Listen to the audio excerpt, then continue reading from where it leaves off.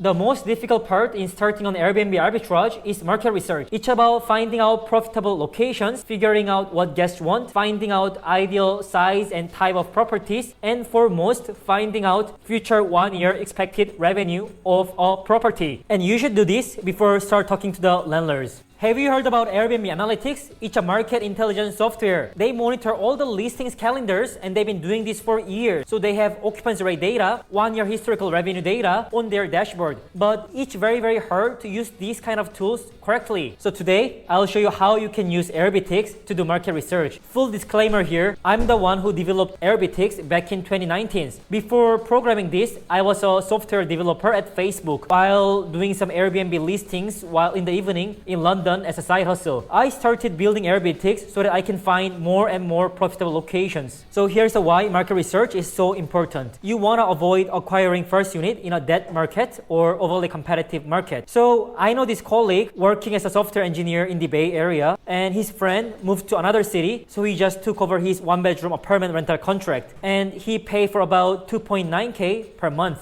And he tried charging $200 per night and hoping to get some bookings. Then he couldn't. After taking a closer look at other Airbnb listings around his area, he found out he has to lower the nightly rate down to $120 per night. He got about 20 nights booked after making this change per month. Then it gives him about 2.4K per month after paying for the cleaner fees and all. But he was losing money after paying 2.9K per month for rent. Then I interviewed this guy doing rent arbitrage in Dallas back in 2020. And he was paying 1.3K per month for the same 1-bedroom apartment unit and charging $70 to $80 per night. And his Airbnb get nearly fully booked. He would make at least a double of what he pays for the rent. I heard these kind of scenarios from another girl who was doing an Airbnb arbitrage in Canary Wharf in London, UK. She was paying 2K per month in rent per month and making about 4K per month from doing an Airbnb. Here's how you do market research to start Airbnb arbitrage strong.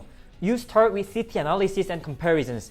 Then you'll do neighborhood analysis where you'll find Airbnb hotspots and ideal property type. After doing some verification on these numbers, you'll put this together and create your own property search criteria. City analysis is to understand if the market is oversaturated. You should know these 3 numbers: average occupancy rate, seasonality, and average short-term rental revenue to average long-term rental ratio. The average occupancy rate should be above 60%. The average occupancy rate in the US is 56%.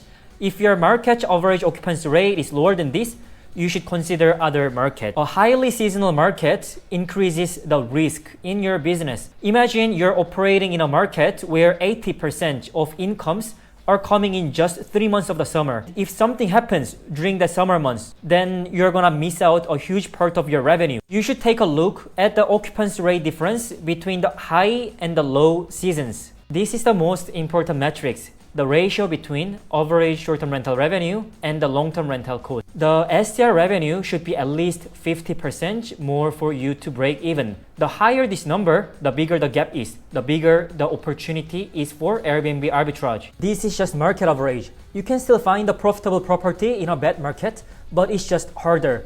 Market size is another factor. Go for a market with at least 1,000 active listings if you want to lower your risk. These are the markets with established short-term rental demands. Once you get all this information, compare these markets side by side and choose some markets to do neighborhood analysis. Neighborhood analysis is for you to build specific property search criteria. As the outcome of doing this, you'll narrow down to a few neighborhoods with a set budget for specific property type. Location. Typically, location plays a bigger role in urban areas, and it matters less in suburbs or vacation destinations. People typically pay premium to be near tourist attractions or downtown area. You can easily identify the Airbnb hotspot using this heat map feature. You can also see the areas with high concentration of Airbnb or areas with high occupancy rate. You also want to look into other less known areas that has small number of Airbnb listings but still has high occupancy rate. So you have a better chance of finding the gold mine area outside of the typical hotspot. On the app, just move around the map while paying attention to the numbers here. The numbers are updated dynamically. reflecting the listings on the map only. You can easily compare the average host income of various areas. Once you have a list of good neighborhoods in your mind, it's time for you to take a look on the type of Airbnbs. You need to figure out what are the things that the Airbnb guests are willing to pay for. In the app, you can zoom into the neighborhood and it'll show you the top properties in the area. Go through the top listings, take a closer look on their listings and their reviews. What are the listings that earn more than others? Does it have a balcony, pool, or is it on the high floor? Does it have a nice view, beach view? Or is it an amenity like Netflix, TV, or hot tub? Do people want more beds? You need to understand what things are in demand. Filter. Don't forget to narrow down your search using the filter. Let's only see the smaller properties under 2 bedrooms. I also want to see listings with 5+ reviews because it means the host actually is actively managing the listings. Because there are so many listings with low occupancy rate without 0 or 1 reviews. Many people ask, can I trust this data? Where do you get this data from? This is the part where many give up, so they can trust on the data, resulting them to miss out on starting in more profitable locations. How we get this data? So since 2019, our system has been monitoring the calendars of all the available Airbnb listings on a weekly basis. On top of this, we received some actual booking data from our partner hosts and partner softwares. This is how we know the historical occupancy rate of each listings. Here are the 2 major assumptions we make. Number 1, we cannot catch some last-minute bookings or last-minute cancellations.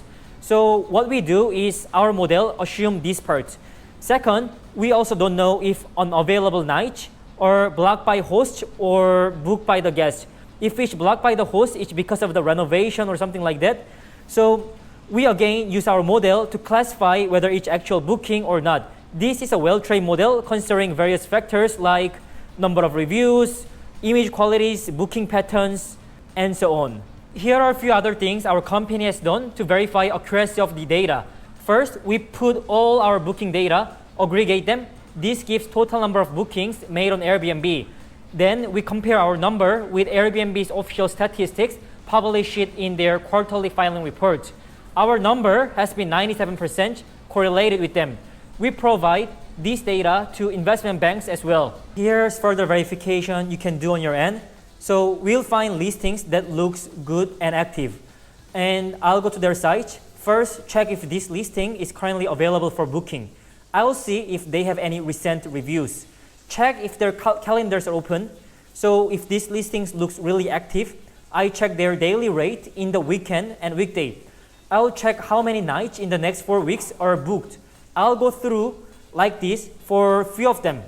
And I'll use my own judgment to see if this number tallies with my market data. Once you verify these numbers, we need to put everything together so that you have a property search criteria to find profitable properties. I aim to pay less than 50% of predicted revenue to the landlord every month. Here are the examples. In Chicago downtown, a studio or 1-bedroom renovated apartment with over 5 reviews generates $49.5K per year. Each 4.2K revenue per month. So my property search criteria would be a studio or 1-bedroom renovated apartment under 2.1K per month. Like this, you can create your own search criteria. The things you must put here are location, number of rooms, and your maximum rent budget.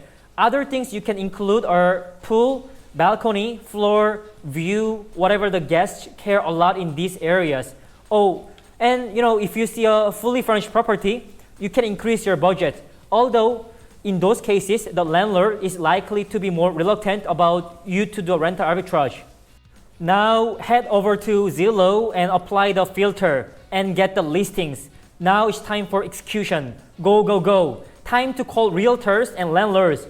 Make an offer, sign the contract, move in, furnish, and receive bookings.